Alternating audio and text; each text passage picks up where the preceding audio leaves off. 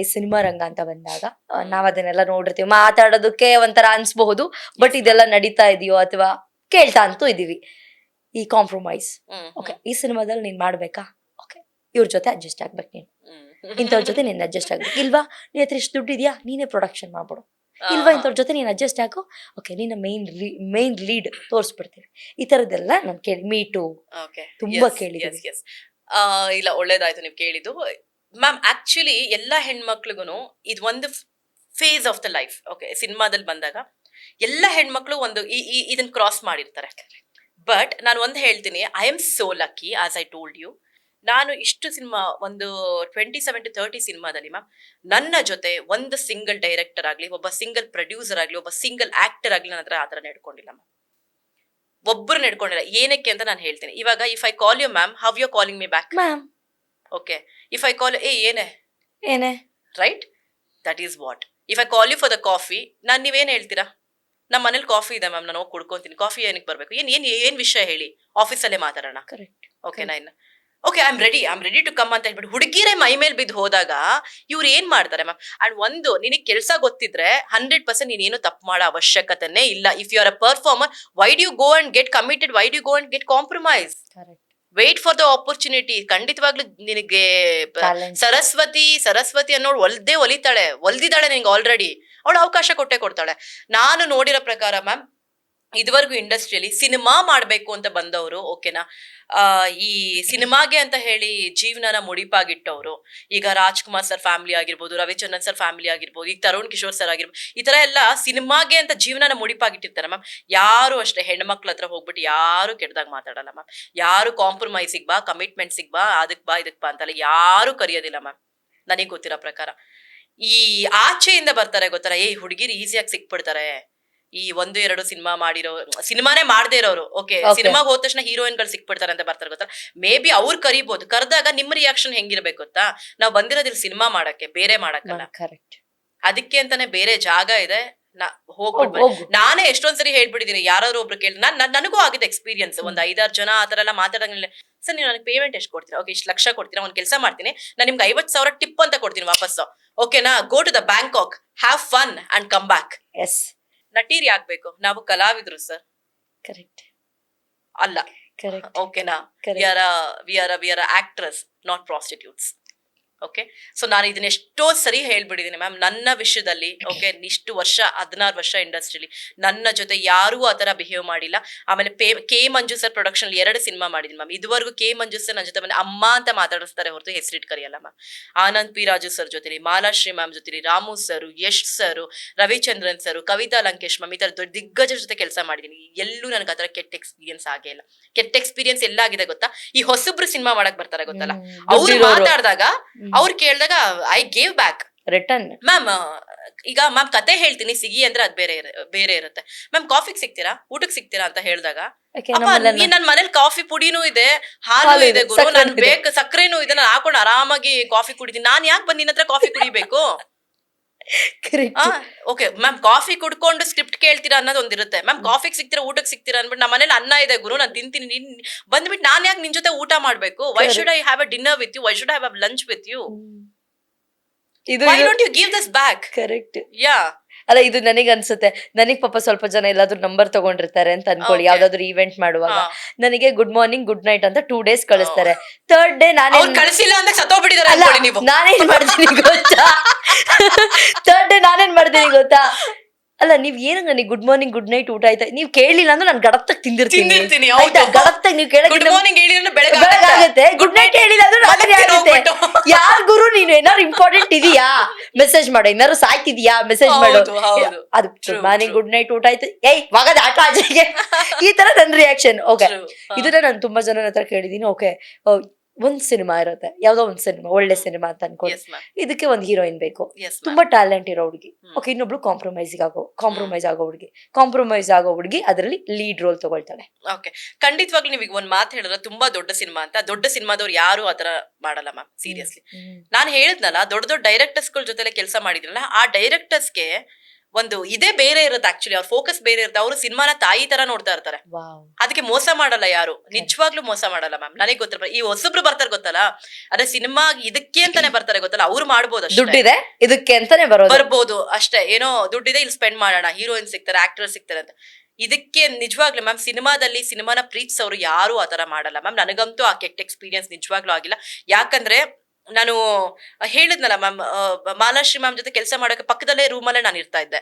ಅವ್ರು ಕಾಲ್ ಮಾಡ್ಬಿಟ್ಟು ಕೇಳಿದ್ರು, ಆರ್ ಯು ಸೇಫ್, ಒಬ್ಳೆ ಮಲಗ್ತಾ ಇದ್ದೆ, ನನ್ ಮಗಳನ್ನ ಕಳಿಸ್ಕೊಡ್ಲಾ, ಪಾಪು ನೀನು ಇಬ್ರ ಜೊತೆಲಿ ಮಲಗ್ತೀರಾ, ಓಕೆ. ಈ ತರ ನನಗೆ ಈ ತರ ಕೇಳಿದವ್ರು ಇದಾರೆ. ಅವ್ರ ಸ್ವಂತ ಮನೆ ಮಗಳ ತರ ಬಂದು ನೋಡ್ಕೊಂಡು ಕಳ್ಸಿರೋರು ಇದಾರೆ. It's also depends upon you. Correct. How you act, I'll react like that. Correct. Response to stimuli, right? How you act, I'll react like that. Yeah. ಹೌದು. ಒಬ್ರೊಬ್ರು ಹೆಣ್ಮಕ್ಳು ಬರ್ತಾರೆ ದುಡ್ಡುಗೋಸ್ಕರನೇ ಅಂತಾನೆ ಬರ್ತಾರೆ ಆಕ್ಚುಲಿ. ಯಾರೋ ಒಂದ್ ಸಿನಿಮಾ ಹೆಸರಿನ ಇಟ್ಕೊಂಡು ಅವ್ರು ಬೇರೆ ಬೇರೆ ಕೆಲಸಗಳನ್ನ ಮಾಡ್ತಿರ್ತಾರೆ, ಒಂದ್ ಸಿನಿಮಾ ಮಾಡ್ಬಿಟ್ಟು. ಅಥವಾ ಯಾರೋ ಒಬ್ರು ಪ್ರೊಡ್ಯೂಸರ್ಸ್ ಹತ್ರ ದುಡ್ಡಿದೆ ಅಂತ ಹೇಳ್ಬಿಟ್ಟು ಬರ್ತಾರೆ. ನಿಜವಾಗ್ಲೂ ಆ ಹೆಣ್ಮಕ್ಳಿಗೆ ನಾನೊಂದು ಧಿಕ್ಕಾರ, ದಯವಿಟ್ಟು ಸಿನಿಮಾನ ಹಾಳು ಮಾಡ್ಬೇಡಿ. ಹೆಣ್ಮಕ್ಳಾಗ್ಲಿ ಬೇರೆಯವ್ರಾಗ್ಲಿ ಸಿನಿಮಾನ ದಯವಿಟ್ಟು ಆ ರೀತಿಯಿಂದ ಬಂದ್ಬಿಟ್ಟು ಹಾಳು ಮಾಡ್ಬೇಡಿ ದಯವಿಟ್ಟು.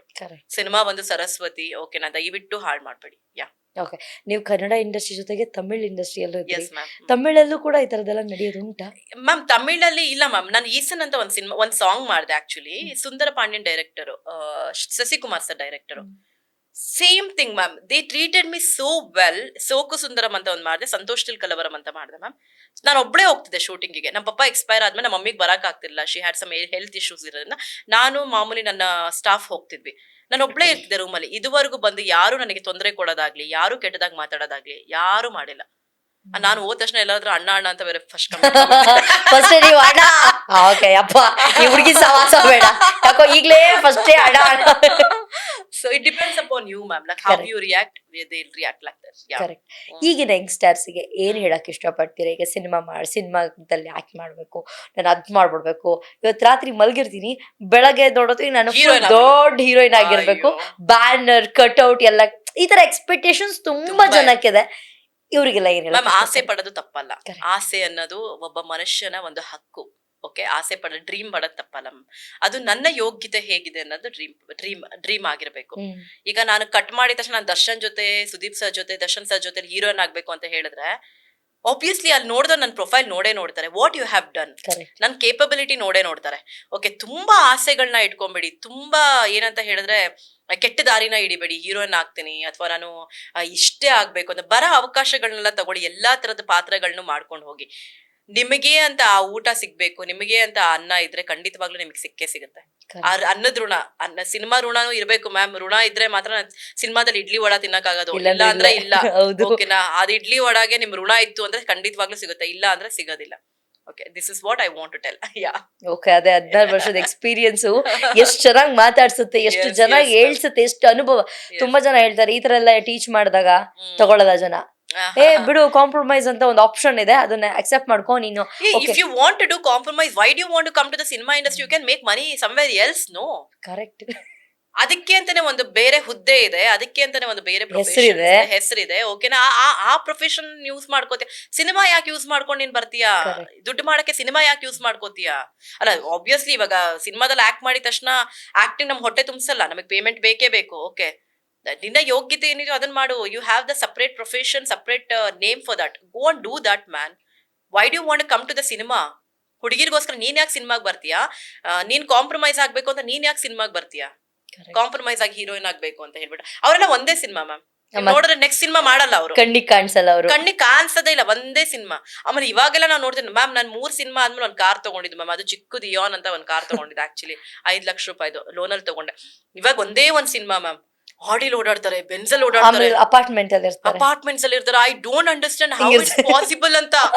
ಐ ಡೋಂಟ್, ನಾನು ಪ್ರಶ್ನೆ ನಾನು ಕೇಳ್ಬೇಕು ಅನ್ಕೊಂಡಿದ್ದೆ ಹೆಂಗೆ ಅಂತ. ಇಲ್ಲ, ಅದು ನಾನು ಇನ್ನೂ ಹುಡುಕ್ತಾನೇ ಇದೀನಿ ಆ ದಾರಿನ, ಹೆಂಗೆ ಅಂತ ಹೇಳ್ಬಿಟ್ಟು. ಸೀರಿಯಸ್ಲಿ ನನಗೆ 4 ಸಿನಿಮಾ ಬೇಕಾಯ್ತು. ಚೂರ್ ಒಂದ್ 50,000 1 ಲಕ್ಷ ಜೋಡಿಸಿ ಒಂದ್ ಮನೆ ಲೀಸ್ಗೆ ಹಾಕಿಸ್ಕೊಂಡೆ, ಪುಟ್ಟು ಮನೆನ. ಆಮೇಲೆ ಒಂದ್ ಕಾರ್ ತಗೊಂಡೆ. ಆಮೇಲೆ 5ನೇ ಸಿನಿಮಾಗೆ ನಾನು ಕಾರಲ್ಲಿ ಓಡಾಡಕ್ ಶುರು ಮಾಡಿದೆ. ಅದು ಕಿಯೋನ್ ಅಂತ ಚಿಕ್ಕ ಪುಟಾಣಿ ಕಾರ್, ಅದು ಕ್ಯೂಟ್ ಆಗಿತ್ತು. ಅದನ್ನ ತಗೊಂಡೆ. 5.5 ಲಕ್ಷ ಕಾರ್ ಅವಾಗದು. ಇವಾಗ ಒಂದೊಂದೇ ಸಿನಿಮಾ ಎಲ್ಲ ಬಂದ್ಬಿಡುತ್ತೆ, ಆಡಿ Audi, ಬರುತ್ತೆ, Benz, ಬೆನ್ಸ್ ಬರುತ್ತೆ, BMW. ಅಪಾರ್ಟ್ಮೆಂಟ್ಸ್ ಬರುತ್ತೆ, ಅದು ಬ್ರಿಗೇಡ್ ಮಿಲೇನಿಯಂ ಅಲ್ಲಿ ಇರುತ್ತೆ. ಅಪ್ಪ ಅವ್ರ designer ways, I don't know, I don't understand. ಅಲ್ಲ, ಈ ಪ್ರಶ್ನೆಗೆ ನಮ್ಮಿಬ್ರಿಗೂ ಉತ್ತರ ಸಿಕ್ಕಿಲ್ಲ. ಅದೇ ನೋಡ್ಬೇಕು ಮ್ಯಾಮ್, ಹುಡುಕ್ಬೇಕು ಆ ದಾರಿ ಏನು ಅಂತ ಹುಡುಕ್ಬೇಕು ಆಕ್ಚುಲಿ. ಬೇಡ ಬಿಡಿ ಮೇಡಮ್, ನಮಗೆ ಯಾಕಾದ್ರೆ ನಮಗೆ ಆಗ್ಬೇಕು, ಹೊಟ್ಟೆಗೆ ಬಟ್ಟೆಗೆ ದೇವ್ರು ಕೊಟ್ಟಿದ್ದಾನೆ. ಸಾಕು. ಏನು ಭಗವಂತ ನೀನ್ ಮಡಗ್ದಂಗಿರೋ ಅಂತ ಹೇಳ್ತಾರಲ್ಲ ಹಂಗೆ. ಸಾಕು ಮ್ಯಾಮ್, ಸಾಕು.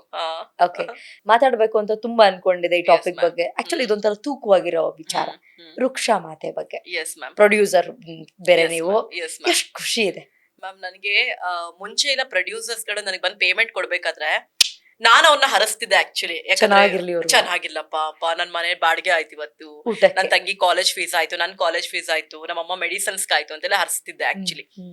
ಆ ಫೀಲಿಂಗ್ ನನಗೆ ವೃಕ್ಷ ಮಾತೆ ಮಾಡ್ದಾಗ ಬಂತು ಮ್ಯಾಮ್ ಆಕ್ಚುಲಿ. ನನ್ನ ಹೇರ್ ಸ್ಟೈಲಿಸ್ಟು, ನನ್ನ ಟಚ್ ಅಪ್ ಎಲ್ಲರೂ ಲೈಕ್ ನಮ್ಮ ಮೇಕಪ್ ಅನ್ನೆಲ್ಲ ಹೇಳಿದಾಗ, ಮೇಡಮ್ ಚೆನ್ನಾಗಿ ಇಷ್ಟು ಚೆನ್ನಾಗಿ ಊಟ ಹಾಕ್ತಿದ್ದೀರಾ ಮೇಡಮ್, ಚೆನ್ನಾಗಿ. ಆ ಫೀಲಿಂಗ್ ನನಗೆ ಬಂತು ಮ್ಯಾಮ್. ಆ ಫೀಲಿಂಗ್ ಬರಬೇಕು ಅಂತ ನಾನು 16 ವರ್ಷ ದುಡಿದಿದ್ದೀನಿ, 16 ವರ್ಷ ಕಷ್ಟಪಟ್ಟಿದ್ದೀನಿ ಇಂಡಸ್ಟ್ರಿಯಲ್ಲಿ. ಆ ಫೀಲಿಂಗ್ ನನಗೆ ಬರಬೇಕು ಅಂತ ಹೇಳ್ಬಿಟ್ಟು ತುಂಬಾ ಖುಷಿ ಆಗ್ತದೆ. ನಂದೇ ಪ್ರೊಡಕ್ಷನ್ ಅಲ್ಲಿ ವೃಕ್ಷ ಮತ್ತೆ ಸಾಲುಮರ ತಿಮ್ಮಕ್ಕ ಪದ್ಮಶ್ರೀ ಅವಾರ್ಡ್, ಸಾಲುಮರ ತಿಮ್ಮಕ್ಕ ಅವ್ರದ್ದು ವೃಕ್ಷ ಮಾತೆ ನಾನೇ ಮಾಡಿದೆ.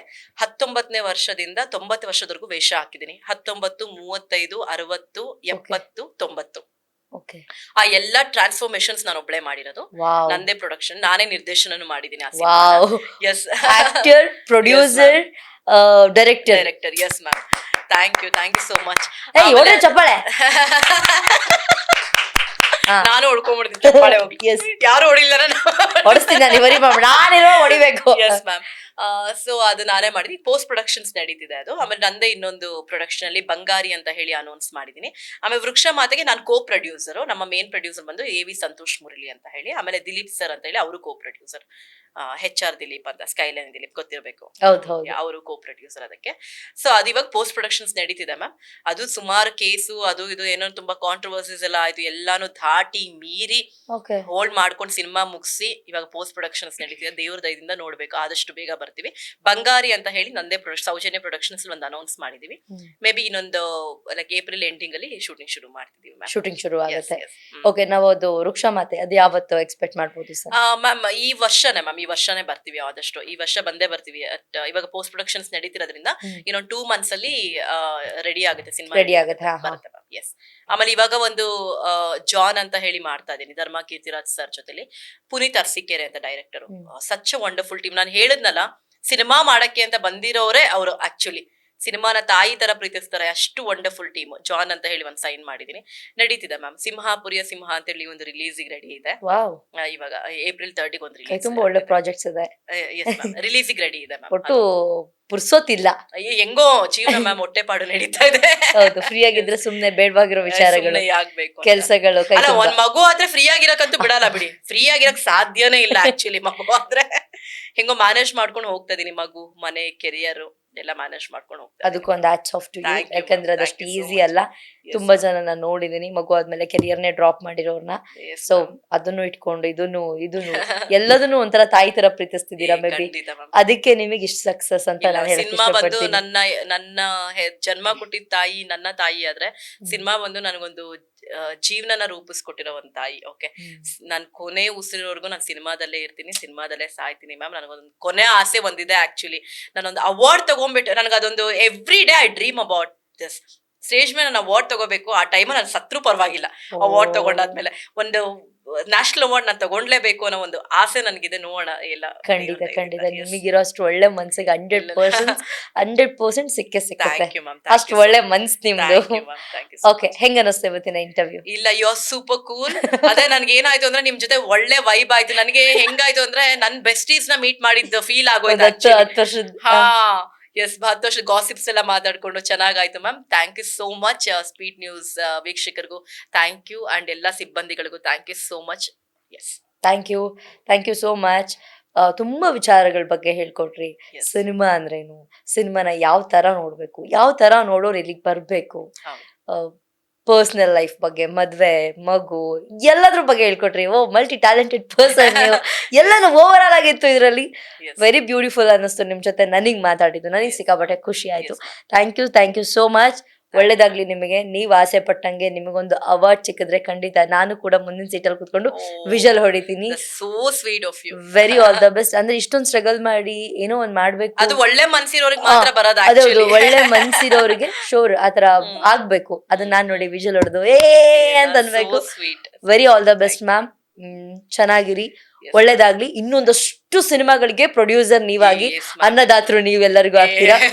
ಒಳ್ಳೇದಾಗ್ಲಿ. ವೆರಿ ನಾನು ಪ್ರೊಡ್ಯೂಸರ್ ಆಗ್ಬಿಟ್ಟೆ ಅಂತ ಹೇಳಿ ನನಗೆ ಅವಕಾಶಗಳ ಕೊಡ್ರಪ್ಪ. ಅವ್ರು 5 ರೂಪಾಯಿ ಕೊಟ್ರು ಆಕ್ಟ್ ಮಾಡ್ತಾರೆ, 100 ರೂಪಾಯಿ ಕೊಟ್ರು ಆಕ್ಟ್ ಮಾಡ್ತಾರೆ. ಪ್ರೊಡ್ಯೂಸರು ಆಗಿದ್ದೀನಿ, ದಯವಿಟ್ಟು ಅವಕಾಶಗಳನ್ನ ಕೊಡಿ. ಅದ್ರಲ್ಲೂ ಕೂಡ ಇವ್ರು ಸ್ವಲ್ಪ ಡಿಫ್ರೆಂಟ್. 5 ರೂಪಾಯಿ ಕೊಟ್ರು ಆಕ್ಟ್ ಮಾಡ್ತಾರೆ, 100 ರೂಪಾಯಿ ಕೊಟ್ರು ಹಿಂಗ್ ಮಾಡ್ಕೊಂಡು ಇಸ್ಕೊಳ್ತಾರೆ, 5 ರೂಪಾಯಿ ಕೊಟ್ರೆ ಹಿಂಗ್ ಬರ್ತಾರೆ. ಸೊ ಅದೆಲ್ಲ ಏನಿಲ್ಲ ಇವರು. ಒಳ್ಳೇದಾಗ್ಲಿ ma'am. Very all the best. Thank you ma'am, thank you so much. Okay, ಇದಾಗಿತ್ತು ಇವತ್ತಿನ ವಿಶೇಷ. ನೋಡ್ತಾ ಇರಿ ಸ್ಪೀಡ್ ನ್ಯೂಸ್ ಕನ್ನಡ.